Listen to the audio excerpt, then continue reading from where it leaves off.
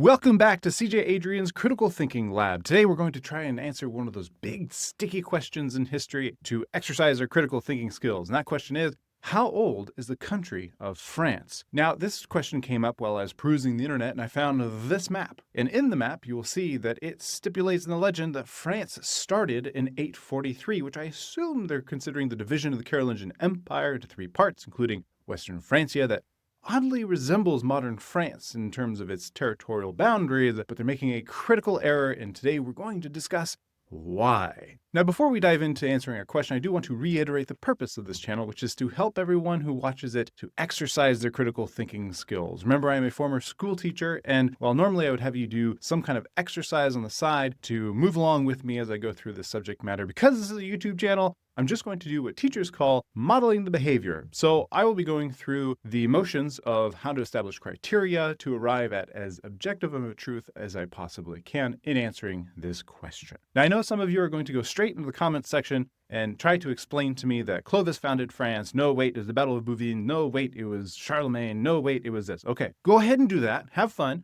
But also keep watching this video, because as we get through our criteria, then you may end up changing your mind by the end. To answer the question, how old is France, we first need to make clear certain definitions. Now, words have meaning, and those meanings matter, and in historical circles, we call that nomenclature. And we need our nomenclature to be dialed in order to set the criteria that we're going to use to be able to answer the question, how old is France? There are three terms in particular that we're going to pick apart. The first one is the word nation, and the second one is the word state, and the third one is the word country. Each of these has a different definition and is going to impact how we answer today's question a little bit differently.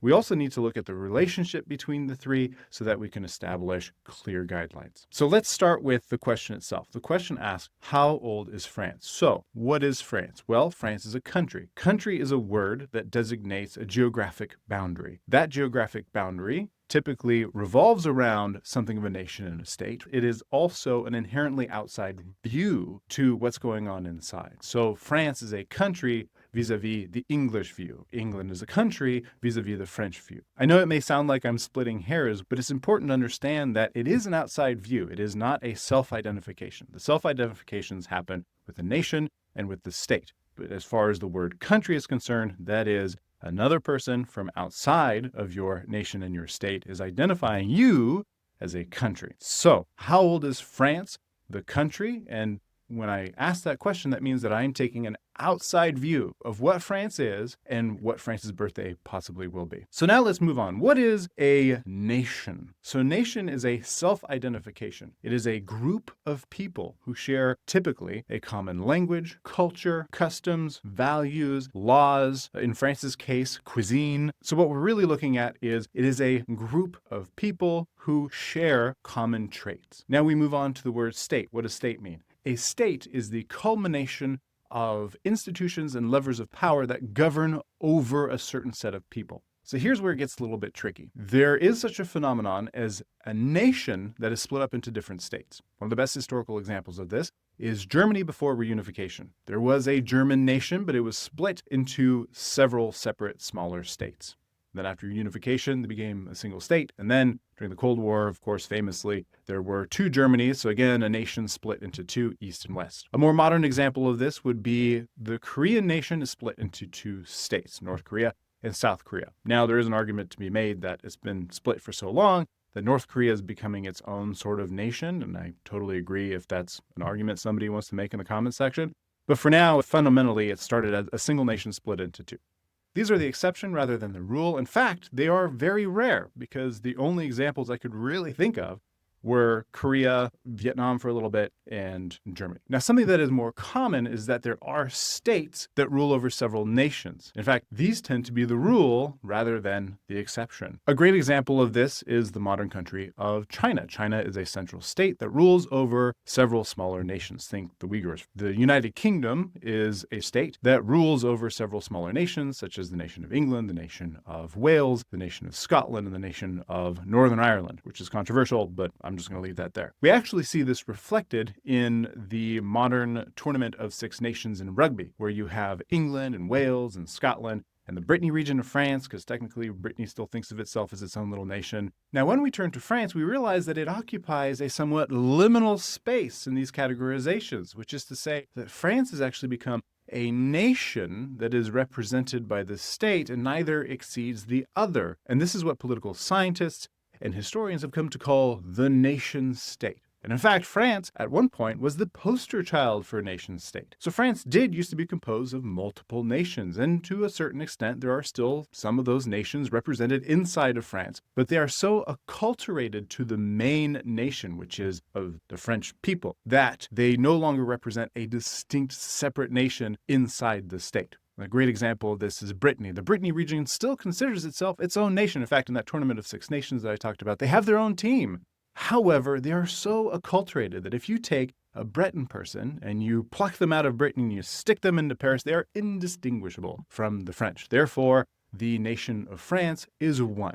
Now, that actually happened because of more recent history, particularly starting during the French Revolution, when the revolutionary government was seeking to consolidate its power and its legitimacy over the French people, and decided that these smaller nations within France were problematic, prone to uprisings, and so they had to acculturate the entire country into the one nation of France. This phenomenon actually plays into the wars that would happen in the 20th century, because once France became a nation state and Germany became a nation state, then we had these two big rivaling entities that would go head to head for almost 100 years, and it was not pretty. So now that we have our definitions or nomenclature in place, we can set the ground rules for how we're going to evaluate different theories on the age of the country of France. If the modern country of France is a nation and a state, then what we're going to be looking for is a time in history when A, the institutions that would endure until today started, and B, when a self-identification of a nation with the shared language and the shared culture and shared values come together as one. So let's examine some of the 19th century ideas and let's pick them apart. So let's start with one that is still taught in schools today. Clovis was a 6th century Frankish warlord who conquered the former province of Gaul after the collapse of the Western Roman Empire. Now, a particular thing you need to understand about Clovis is that his father was also a powerful chieftain who was allied with some of the Gallo-Roman provinces that were independent states after the collapse of the Western Roman Empire. He even fought for them, and he was even buried with Roman arms and armors, and he was called the Roman Frank. So there was this very close cultural tie between the Franks who were descending into the province of Gaul, the former province of Gaul, and the people who actually lived there after the collapse of the Western Roman Empire. By the time Clovis burst onto the scene, the Franks weren't exactly coming out of nowhere. They were well known to the Gallo-Romans. They, in fact, were fighting as mercenaries and also had received land grants. And so when Clovis conquered Gaul, it was kind of like, duh, we knew this was going to happen. Now, when he conquered Gaul, he encountered a problem, which is the Roman Empire had Christianized, so the people he conquered were perhaps in the majority Christian. So he made this very interesting move. He got baptized. He converted to Christianity. And in French history and French mythology, the baptism of Clovis is a major foundational pillar of what would become France. Why? Because it took the heathen pagans and it made them Christian. Now, France has been a Catholic country for a very long time, so this was an important event in terms of the cultural zeitgeist of what France was and what France would become. So it turned into this foundational moment that the French look back to as, this is when France began, when the Germanic tribes of the Franks became Christian, and then the country of France would begin. Okay, so let's take a look at that theory from a critical lens. What biases can you pick out that make that theory problematic? It's very religious, isn't it? It smells fishy. I'm sorry, but I just have to pause. Anyway, this theory is in fact infused with religious bias. It slants the entire narrative of the foundation of a nation and of a state within the confines of a religious dogma. Now, is it completely inappropriate? Perhaps not. In fact, a shared religion is part of what forms a nation. So as far as the nation-building piece of this, Clovis plays a part. He, in fact, plays a big part, and his story should not be eliminated from the history of France. And now, going back to the idea that a nation has a shared history, this foundational moment, at least for the cultural aspect of things, does play a role in the shared memory of the journey that was taken to arrive at modern France. Okay, so based on our criteria, can we consider the story of Clovis as the founding moment for the country of France? Let's take a look. Was there a nation with a shared French language, culture, values, etc., present at the time of Clovis? No. Was there a state that would resemble the institutions that we have today in France, present at the time of Clovis? Also no. The institutions and levers of power that Clovis instituted did not survive past the Merovingian line. In fact, they were replaced by the Carolingians. So, we do not have a nation and we do not have a state. And from an outside perspective, that means that we cannot say that there was a country called France at the time of Clovis. It was a Germanic tribe that had invaded Gallo-Romans. That's the best we can say. They were kind of their own thing. Merovingian France. How about that? Let's look at another theory. Like in the map that I showed you at the beginning, shows 843 as the separation of the Carolingian Empire, and then that separation moved into the west as Western Francia under the rule of Charles the Bald. Was Charles the Bald the first king of France? Well, let's take our two criteria. Was there a nation, a French nation, with a shared language, values, culture, history, cuisine? Did that exist under Charles the Bald? No. Again, we were dealing with the Frankish tribes. There was no French language quite yet. There was no French culture quite yet. We see the beginnings of them, but they're just not there yet. Now let's look at institutions. Did the Carolingian institutions survive until today? And while there are some French historians who have proposed that they did in some part, in fact, one or two things of political culture may have snuck through, in general, no. Those institutions did not survive. In fact, the Carolingians, just like the Merovingians, had a Germanic tradition of separating all of one's lands among legitimate heirs, which means that all the rulers of the Merovingians and Carolingians who made any large territorial gains had to split them apart amongst their legitimate male children. This created a repeat phenomenon, what I call the Frankish yo-yoing, which is expansion, contraction, expansion, contraction. The Frankish yo-yo. I should make a product. Anyway, okay, so now that we've evaluated those two, we know that those are not the foundations of France. Then when is France's birthday? Well, we have a candidate, and he's a good one. And in fact, he's not too long after Charles the Bald. His name is Hugues Capet.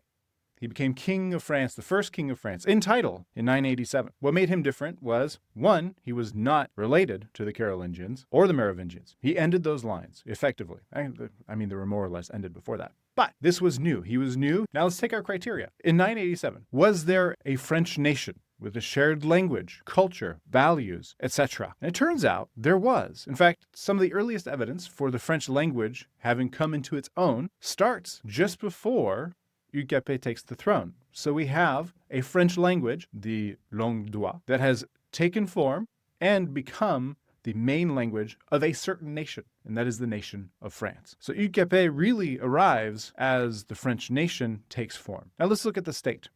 Hugues Capet instituted some royal reforms, not just reforms. He threw out everything before and instituted something new. First of all, he instituted primogeniture, which is the passing of your lands to your single eldest child. That prevented the phenomenon of fracturing his kingdom into lots of smaller kingdoms. Second, he instituted some bureaucratic reforms. In fact, he created a bureaucracy to help him rule that included lawyers, which is really interesting. And the Capetians would endure until 1328 and continue to expand on this. So we have in Hugues Capet the satisfactory adherence to having a nation and having a state. And it is here that we may begin to say, this was France. I know what some of you are going to say. You're going to say, wait a minute, the Capetians couldn't have created the institutions that are in France today. And to a significant extent, that's true, because institutions were added over time by different kings, by different governments, etc. So it is not the French government as we know it today, back during Hugues Capet. But what he did was he created the first unbroken line of bureaucratic institutions that would survive until today. Those bureaucratic institutions came front and center during the 100 Years' War, when they became very bloated and expensive, made it hard to fight wars. They were actually some of the cogworks that made it so that France wasn't able to fight effectively against the English. They were too bloated bureaucratically. I think it's worth also exploring some of the theories that say that France began after the Capetians. For example, the 1294 Battle of Bouvines, which was very consequential in preserving the Kingdom of France from destruction and then ushering in a new era of Frenchness. Now, it's valid, but the institutions created by Hugues Capet preceded the Battle of Bouvines and continued after the Battle of Bouvines. Same thing with the 100 Years' War. Didn't the English conquer almost all of France? Wasn't the king replaced by a new dynasty? Didn't that new dynasty almost get wiped out? Yes, all those things are true. But the institutions created by Hugues Capet preceded the 100 Years' War, survived the 100 Years' War, and actually emerged from the 100 Years' War even stronger. Same thing with the nation. As France entered the 100 Years' War, they were hardly what one would consider a unified nation. You had the small nation of France with a state that ruled